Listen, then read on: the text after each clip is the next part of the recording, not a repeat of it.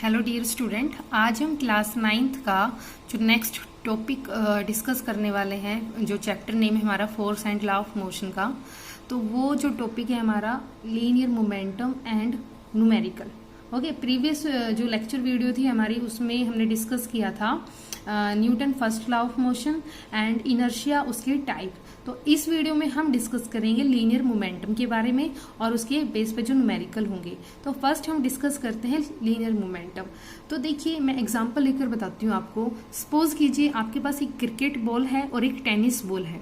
ठीक है, जो क्रिकेट बॉल है वो हैवी होती है as comparison to tennis ball, और उसका मास क्रिकेट बॉल का ज़्यादा होता है। तो आपको जो क्रिकेट बॉल है उसको रोकने के लिए ज़्यादा फोर्स रिक्वायर करना पड़ेगा as comparison to tennis ball. Okay, because क्योंकि जो क्रिकेट बॉल है उसका मास क्या है, ज़्यादा है। तो आपको वहाँ फोर्स, उसको स्टॉप करने के लिए फोर्स भी क्या करना पड़ेगा, ज़्यादा रिक्वायर करना पड़ेगा ना। तो यहाँ बात हो रही है इसके मोमेंटम की। तो मोमेंटम किसका ज़्यादा हुआ यहाँ पे, हमारा क्रिकेट बॉल का, है ना। और एक और एग्जांपल लेकर बताती हूँ मैं आपको।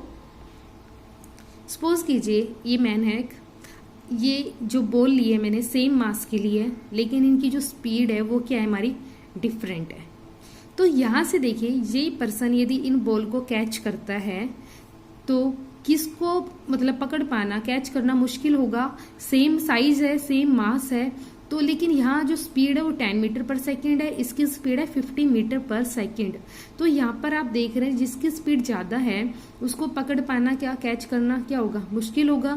यहाँ सेम मास की है, लेकिन स्पीड क्या है, डिफरेंट है। तो इसको हम क्या कैच करना, इसके लिए क्या होगा, मुश्किल होगा। यदि दूसरा हम केस देखते हैं, ये पर्सन है, एक हमने स्मॉल बॉल ली है और एक बड़ी ली है ना, एक छोटी एक बड़ी, लेकिन इनका जो मास है वो डिफरेंट ले लिया और इनकी जो स्पीड है वो क्या है, हमारी सेम है। तो अब बताइए आप कि यहाँ से हम किसको, ये पर्सन किसको कैच करने में उसको मुश्किल होगी और किसको आसान।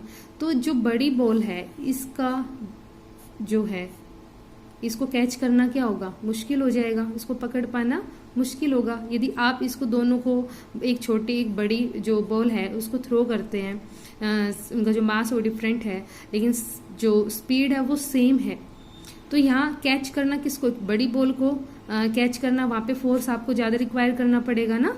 तो ये क्या बता रहा है कि मोमेंटम जो होता है हमारा वो प्रोडक्ट होता है मास इनटू वेलोसिटी का। ठीक है, मोमेंटम को डिनोट करते हम P से, M को मास और V जो स्पीड है उसको V से।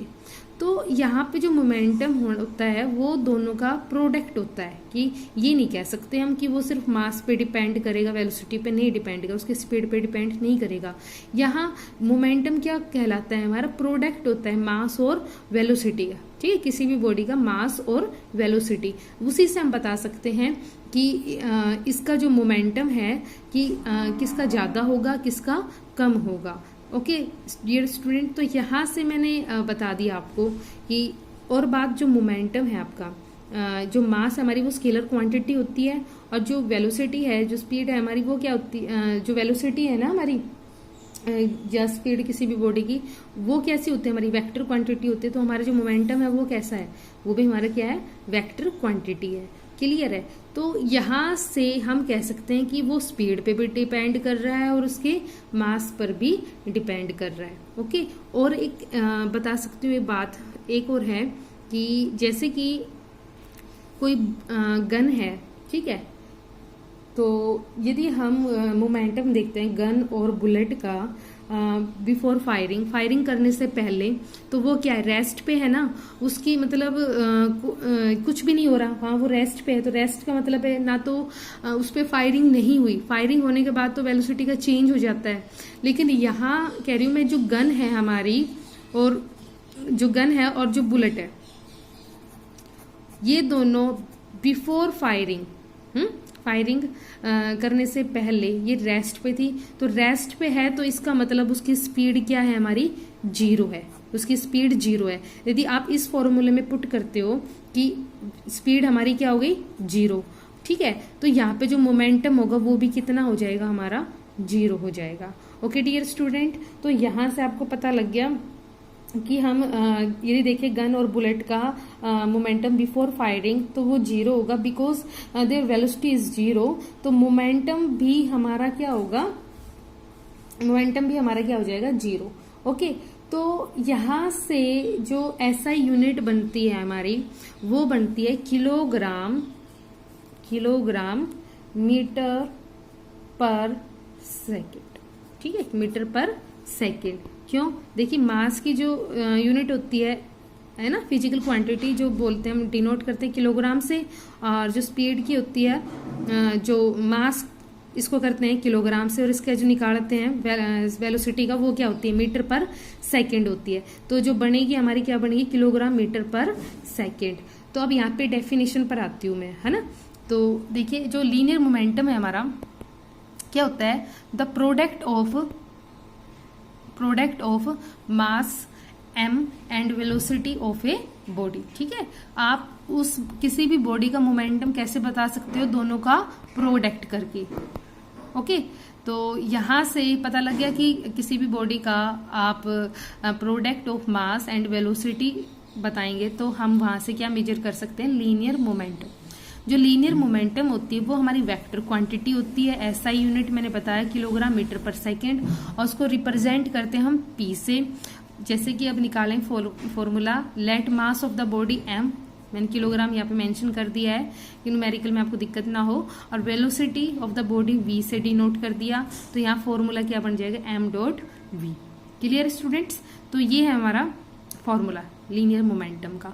अब एक चीज और है कि यदि हम कह दें स्पीड उसकी जीरो है, जैसे मैंने बताया था गन और बुलेट, जो बुलेट था बिफोर फायरिंग, तो उसकी जो स्पीड थी वो जीरो थी ना, और तो स्पीड जीरो है, तो इसका मतलब क्या है कि उसका मोमेंटम भी क्या हो गया, हमारा जीरो हो गया।